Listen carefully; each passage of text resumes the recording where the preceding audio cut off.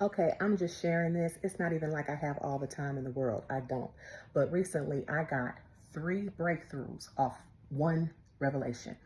Three breakthroughs that I have been tussling in three different areas about three different things. And one revelation spoken to me. Three breakthroughs. Three breakthroughs. Three breakthroughs. I'm sharing it with you so you could be set free today. Let me tell you something. When heaven speaks, you better know what it sounds like.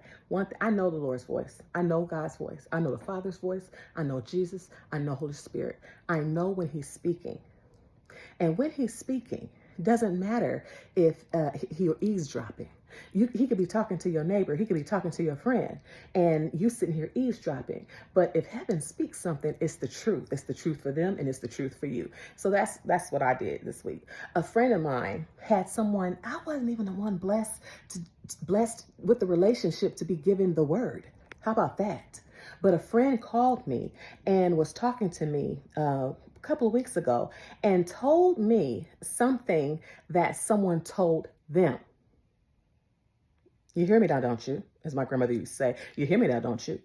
The word wasn't even for me.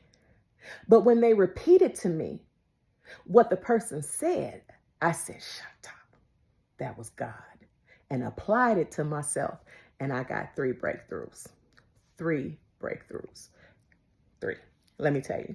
So there was this trial, and there was the trial, but it had like different components. And so I'm struggling. I'm saying, Lord, oh gosh, I just need a revelation about this. I just need understanding about that. I just need. And it felt like I was going through. It felt like I was a victim. It felt like, and I'm not trying to feel sorry for myself. It just felt, like, why am I going through this? And why did this happen? And when are you going to explain this? I just don't understand. And I don't even know what I did wrong and blah, blah, blah, blah, blah. And da, da, da, da, da. And see, I'm not one of those people. I pray. I'm on the offense. Okay. I have Jesus. I have relationship. I have the word. I have the privilege of repenting. So I don't pray from a posture of always getting beat up and, the enemy this and that, because like he's under my feet. Like, is he or not? What does the word say? Right. And so I always pray. I'm not ignorant of the enemy's devices, and I'm not ignorant of the fact that I have an enemy. But when something is pointed out to me, then I know, oh, take my authority in this area. Got it. That's the enemy. So look, let me slow down.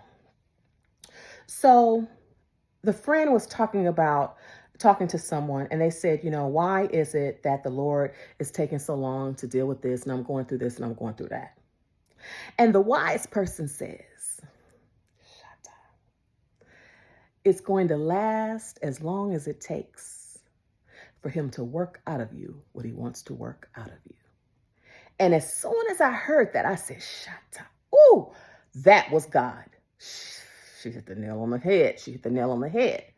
So moving to myself, all this time I've been saying, oh, why did that happen? And why am I fighting through this? And why am I fighting through that? You have to learn how to take correction without making it condemnation. The Lord is never condemning me. He's never condemning me. I have Jesus. He's never condemning me. He's always instructing me. He corrects. He chastens who he loves. And so my pride, my arrogance would have said, oh, but I do this right and I do that right and I've done this and I've done this. So what are you talking about? Work something out of me. I mean, like what? No. I sat and I said, see, I know his voice. His voice is not about the volume. It's not about the aggression. It's about the frequency. Whether it's a whisper or whether someone's yelling, I know his voice. And I stole away and I said, Lord, show me. That landed for me. So I know that in this, there's something you want to work out of me. And this has been hard. This thing that I thought I was totally yielded.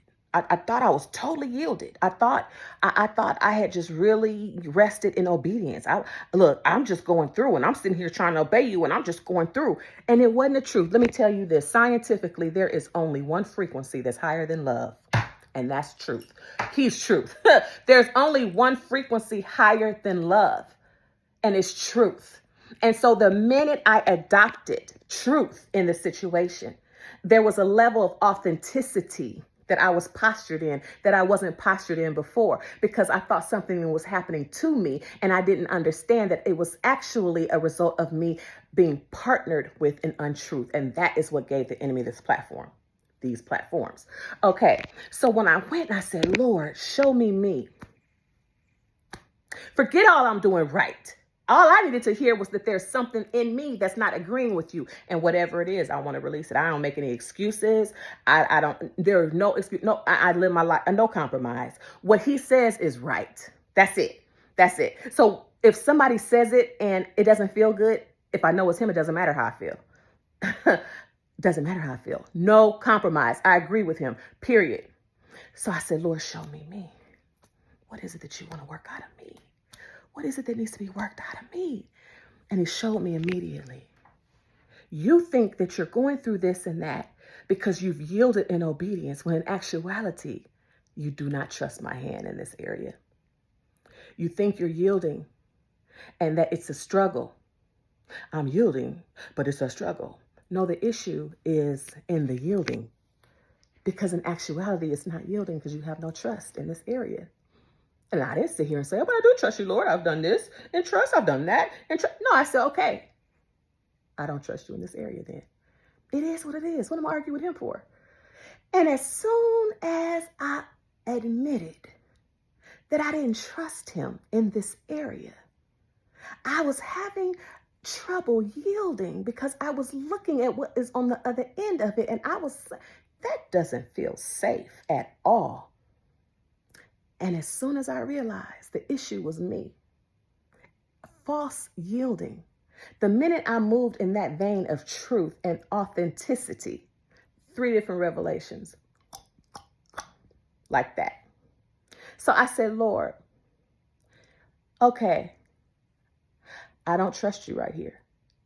And I've always prided myself on saying you could ask me to do anything. You could ask anything of me and I would do it. But now I see this right here. I don't agree with you and I don't really want to do it because I don't trust you right here. I'm looking at what's on the other side of this thing. It's not about always getting it perfect. It's about always being honest. It's about always being truthful. Because while you sitting here trying to act like you got it all together, he knows the truth anyway. He knows your downsittings and your uprisings. Come on, he knows anyway.